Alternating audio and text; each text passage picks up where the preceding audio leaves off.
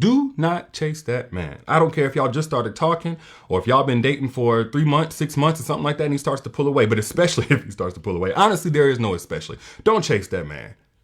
If his text messages start to slow up, if it takes him more time to get back to you, if he stops texting you good morning, good night, checking in, or whatever it is that he used to do, if he's not trying to plan the dates with you like he used to, anything where he throttles his investment, he throttles his energy that he was putting forth, the last thing you need to do is chase that man. I'm going to tell you what to do instead in order to fix that. And there is a way to fix that. Don't mean y'all gonna be together, but there is a way to fix that. But let me kind of back up. For those of y'all coming in on the live, I got this question from one of my Self-Crown VIP members. We do a weekly Q&A where they can ask me all these different questions on my app and all this other good stuff, right? So the question was, D, do you believe in a woman putting forth the first move, making the first move? And I said, yes, actually, I do. Now, when some people get that confused is thinking make the first move, like you go and ask him for his number, you invite him on a date, you tell him that he's sexy. No, the first move could be simply you moving into position. That's totally feminine. That's totally feminine, especially if you're the type of woman with a resting, not so friendly face. That's totally feminine for you to put yourself in the line of sight of a man, to you to open up small talk, and then leave it for him to take it from there. That's not the egg chasing the sperm. That's not you trying to be the man or anything like that. You can very subtly and with a feminine touch put yourself in position. That's fine. However, don't chase that man. And the same thing applies in dating, because that's where we rolled over to in the conversation. What if you're already dating him? What if you're already talking to him? And then he starts to pull back. Well, first, let me give you a couple of reasons why that man may be pulling back. I think a lot of people say he may be pulling back because he's just not that interested. No, it's not that simplistic. He may be afraid of his vulnerability. And if he has an avoidant attachment style, in which, okay, let's go to attachment styles. Attachment styles are developed in childhood. It's how a child attaches, establishes relation with one or both of their caregivers, in which a child needs to establish that with at least one caregiver in order to have a healthy social and emotional development. I'll do a whole nother video on that one day, but how that translates into adulthood this is also how a person will attach or get close to you or establish safety once they feel like they're getting attached to you. So a dismissive avoidant or any type of avoidant, because there's fearful and dismissive avoidant attachment style, is going to pull away in order to start creating safety once they feel like they're getting close. That's the best way I can put it in a nutshell. It goes a lot deeper, but we ain't gonna go there. So if a man has not done the therapy, because this is unhealthy, by the way, if a man has not done the therapy, has not done the work in order to heal that attachment style, he'll pull away from you when he starts feeling vulnerable. And again, this doesn't mean that you have to tolerate this. I just want to give you clarity so you know not to personalize it. Another reason why a man may pull back from you whenever, you guys are talking, you're getting close and that kind of thing, and just suddenly out of nowhere, he just pulls back, is if he feels like he's outpacing you. If he feels like his feelings are developing for you more than what yours are developing for him. If he feels like, maybe I'm scaring her away. I'm noticing that I want to spend my time with her. She doesn't want to spend it with me. I want to cut off all of my extra options. She ain't with it with me. I asked her to be my woman. She said, no, not right now. So you'll have a man that says, let me just try to take a step back, get on her level. I'm not done with her. I don't dislike her, but I don't want to be this person that's all in by myself. So we'll have a situation like that. You'll also have situations where a man will maybe have shame around the time of his life. If a man experiences money issues, mental health issues, baby mama drama issues, anything that he feels like could scare you away, instead of bringing you into that because you guys are just starting to date, he may start to kind of like taper off. That may just be how he handles things. Like, hold on, let me put more energy over here, and then I can just try to give what I can over there. And so again, doesn't mean you have to tolerate it. Just giving you the way that a man's mind works, because this is totally different from when a woman pulls away. Y'all already know how y'all different.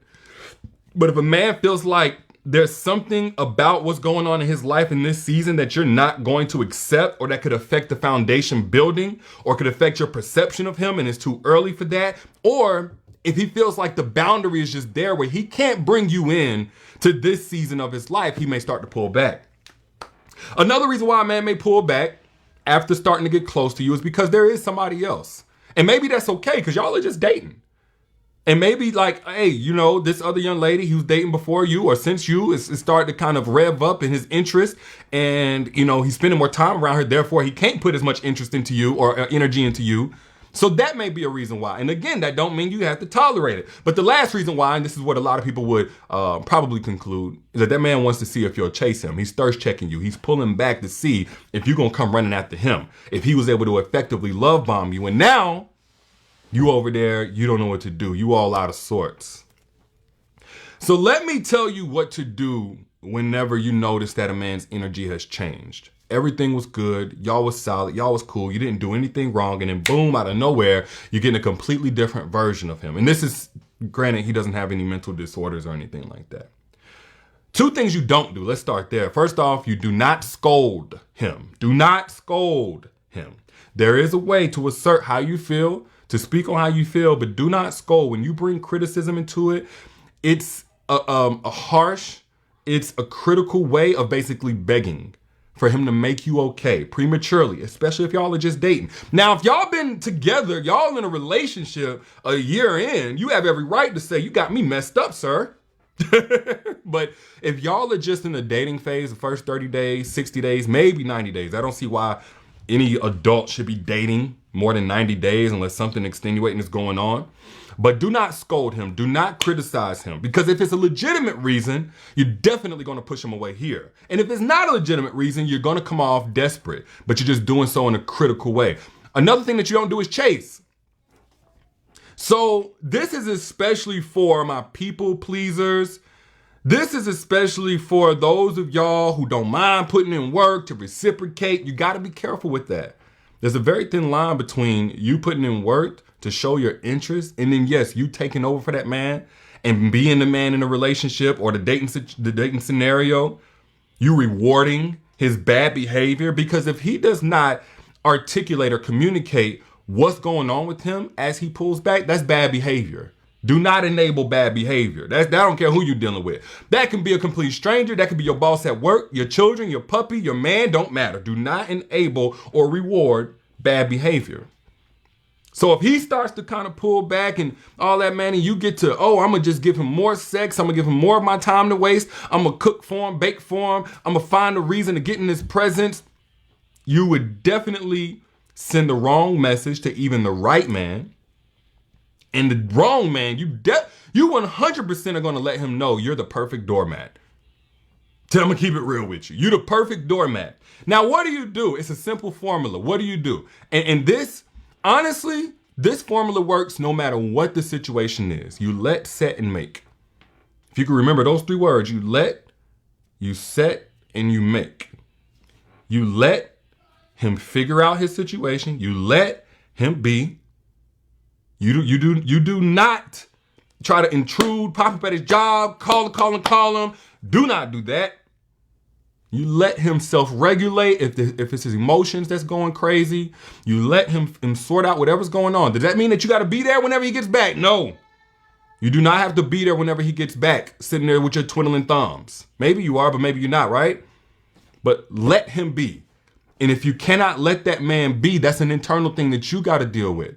And the wrong man will leverage that against you. So you really got to be careful that you're not going into the dating situation unhealed with an anxious attachment style. Again, we'll talk about attachment theory one day in a different video. From there, you set boundaries. He comes back. He wants to talk to you now. He starts trying to get all hot and heavy, or he just wants to just kind of kick up like everything is cool. You can have that conversation and set the boundary. Y'all never had this conversation? Cool. Now's the time to say, hey, you know what? I understand that you might have some things going on. I understand whatever. You may not feel comfortable bringing me into what exactly is going on in your life. But if you need to do things differently, if you need some time, you need some space, you need a couple of hours, you need a day or two in order to sort out what you got going on, I'm going to need you to communicate that. You ain't got to tell me your business, but I do need you to communicate that if we're going to build this relationship.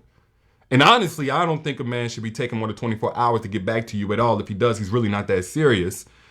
I mean, imagine trying to build a house and they just take a day off or a week off or a month off whenever they feel like it. That's not how this goes.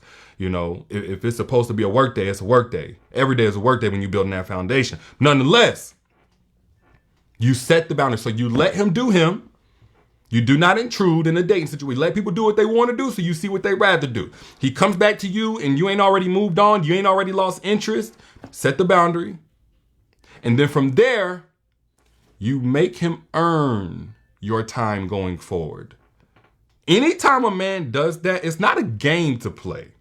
This is really you managing your own heart, not wasting your time. It's not a game that you're playing. It's not tricks. It's not manipulation.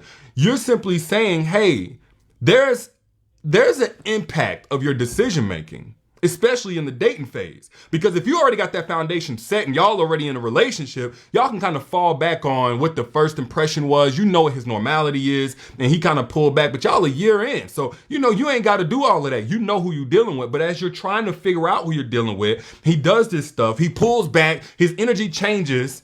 He needs to understand, okay, a part of the foundation was messed up here. I got to put some time into recreating this foundation now. The foundation was ruptured. And as the foundation is getting set all over again, it should be a brick by brick process. You shouldn't be as open as you were in the beginning. You gave him that top, whatever that maximum level of availability and, benefit of the doubt, you gave him that. But then when he took away from that, he should, okay, look, consistency is what earns her back. Consistency is what keeps me from having to even be in this situation. Now, some people will call that whatever, but y'all ever heard the phrase, you teach people how to treat you? That's not manipulation. That's not a game to play. You teach people how to treat you. So if he treated you in a way where he pulled back, it could absolutely be something legitimate, something that's not a deal breaker. It could be. But going forward, in order to get your time at the same level again, there needs to be a process of earning that, of having to work for that, of having to show up for that. And that means that, even though your standards are high, your expectations are even lower than what they came in as. You're basically making sure that you send a message not only to him, but to yourself. You're worth more than somebody's hot and cold. You're worth more than somebody's inconsistency. Way more about you than him. But in all these situations, let me tell you what the common denominator is. The common denominator is a man who does not or has not evolved to the point where he can communicate what's going on with him because he has the capacity, he has the language, and he has the confidence. He has not evolved to that point, and therefore he probably cannot protect your heart because he can't manage your expectations. He can't manage your expectations because he doesn't articulate what's going on with him so that you know how to set your expectations. And this is the problem with dealing with a man that you